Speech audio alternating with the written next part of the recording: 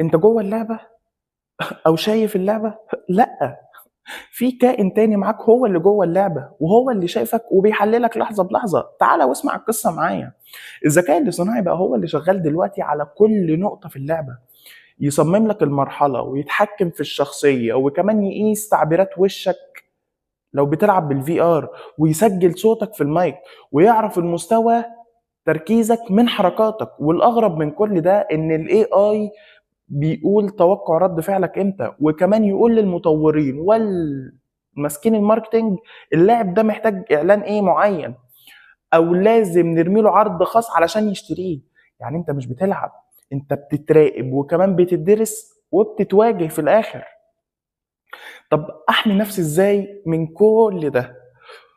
بكل بساطة، لو حاجة زي كده انت فيها تعبيرات وشك ما تعرفش متحكم فيها، لازم انت تتحكم فيها، لازم تتحكم فيها. بيسجل لك صوتك في المايك، اتكلم خارج اللعبة مش داخل اللعبة. اتكلم على الديسكورد.